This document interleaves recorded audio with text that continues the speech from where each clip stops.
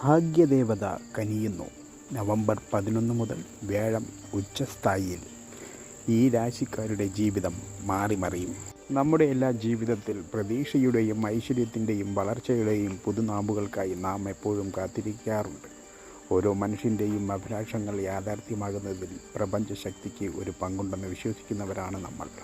വ്യാഴത്തെ ഗുരുവായാണ് വിശേഷിപ്പിക്കുന്നത്. ഇത് കേവലം ഒരു ഗ്രഹം മാത്രമല്ല, ധനം, ജ്ഞാനം, മക്കൾ, വിദ്യാഭ്യാസം, വിവാഹം, ഭാഗ്യം എന്നിവയെല്ലാത്തിൻ്റെയും കാരകനാണ്. വ്യാഴം എവിടെ നിൽക്കുന്നുവോ അവിടെയെല്ലാം ഒരു വികാസമുണ്ടാകുന്നു. അതുകൊണ്ടാണ് വ്യാഴത്തിൻ്റെ ധനകാരകനെന്നും ഭാഗ്യകാരകനെന്നും വിളിക്കുന്നത്. നവംബർ 11 മുതൽ വ്യാഴം മിഥുനം രാശിയിൽ നിന്നും അതിൻ്റെ പരമോന്നത സ്ഥാനമായ കർക്കിടക രാശിയിലേക്ക് പ്രവേശിക്കുന്നു. ജ്യോതിഷത്തിൽ ഒരു ഗ്രഹത്തിന് ഏറ്റവും കൂടുതൽ ഗുണകരമായ ഫലങ്ങൾ നൽകാൻ സാധിക്കുന്നത് അത് ഉച്ചരാശിയിലായിരിക്കുമ്പോഴാണ്. സ്വന്തം ഭവനത്തേക്കാൾ ശക്തിയോടെ ഗ്രഹം ഉണർന്ന് പ്രവർത്തിക്കുന്ന ഒരവസ്ഥയാണത്. ഒരു രാജാവ് സ്വന്തം കൊട്ടാരത്തിൽ അധികാരമുറപ്പിക്കുന്നത് പോലെയാണ് ഉച്ചരാശിയിലെ വ്യാഴം. ഏതൊക്കെ രാശിക്കാർക്കാണ് ഇതുകൊണ്ട് ഗുണങ്ങൾ ഉണ്ടാകുന്നതെന്ന് നമുക്ക് പരിശോധിക്കാം. ഒന്നാമത്തെ രാശി കർക്കിടകൻ രാശി. കർക്കിടകൻ രാശിയുടെ 1-ാം ഭാവത്തിലാണ് വ്യാഴം പ്രവേശിക്കുന്നത്. വ്യക്തിത്വം, ആരോഗ്യം, പൊതുവായ നിലവാരം എന്നിവയാണ് ലഗ്നഭാവം സൂചിപ്പിക്കുന്നത്. ഇതിൻ്റെ ഫലങ്ങൾ: ആത്മവിശ്വാസം വർദ്ധിക്കും. ഇതുവരെ ഉണ്ടായിരുന്ന ആരോഗ്യ പ്രശ്നങ്ങൾക്ക് ഒരു പരിധിവരെ ആശ്വാസം ലഭിക്കും. വ്യക്തിജീവിതത്തിൽ പല വിധത്തിലുള്ള മാറ്റങ്ങളുണ്ടാവും. വിവാഹം നടക്കാത്തവരുടെ വിവാഹകാര്യത്തിൽ തീർച്ചയായും തീരുമാനമാകും. സമൂഹത്തിൽ സ്ഥാനമാനങ്ങൾ ഉയരും. പുതിയ ബിസിനസ് സംരംഭങ്ങൾക്ക് അനുകൂല സമയം കൂടിയാണ്. അടുത്ത രാശി കന്നിരാശിയാണ്. വ്യാഴം കന്നിരാശിയുടെ 11-ാം ഭാവമായ ലാഭസ്ഥാനത്ത് എത്തുന്നു. ഈ ഭാവം ആഗ്രഹ സാഫല്യം, വരുമാനം, സൗഹൃദങ്ങൾ എന്നിവയെ സൂചിപ്പിക്കുന്നു. കന്നിരാശിക്കാർക്ക് തൊഴിലിൽ ശുഭകരമായ മാറ്റങ്ങളുണ്ടാവും. ശമ്പള വർധനവും പുതിയ ജോലിയും സാധ്യതകൾക്ക് പ്രതീക്ഷിക്കാം. ബിസിനസ്സുകാർക്ക് ലാഭം വർദ്ധിക്കുകയും പങ്കാളിത്ത ബിസിനസ്സുകൾ മികച്ചതാവുകയും ചെയ്യുന്നു. സുഹൃത്ത് ബന്ധങ്ങൾ മെച്ചപ്പെടുകയും അതുവഴി നേട്ടങ്ങൾ ഉണ്ടാവുകയും ചെയ്യുന്നു. അടുത്ത രാശി വൃശ്ചികൻ രാശിയാണ്. വ്യാഴം വൃശ്ചികൻ രാശിയുടെ 9-ാം ഭാവമായ ഭാഗ്യസ്ഥാനത്ത് പ്രവേശിക്കുന്നു. പിതാവ്, ഉന്നത വിദ്യാഭ്യാസം, ദൂരയാത്രകൾ, പൊതുവായ ഭാഗ്യം എന്നിവയാണ് ഈ ഭാവം കൊണ്ട് ഉദ്ദേശിക്കുന്നത്. കരിയറിൽ പുരോഗതിയും സ്ഥാനക്കയറ്റവും ഉറപ്പാണ്. ഭാഗ്യം എപ്പോഴും കൂടെയുണ്ടാകും.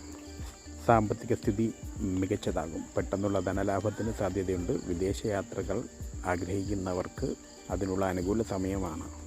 അടുത്തത് ഇടവം രാശിയാണ്. വ്യാഴം ഇടവൻ രാശിയുടെ 3-ാം ഭാവത്തിൽ എത്തുന്നു. ഈ ഭാവം ധൈര്യം, ആശയവിനിമയം, സഹോദര ബന്ധങ്ങൾ എന്നിവയെ സൂചിപ്പിക്കുന്നു. ഇതുകൊണ്ടുള്ള നേട്ടം: ജീവിതത്തിൽ സമാധാനവും സന്തോഷവും കൈവരും.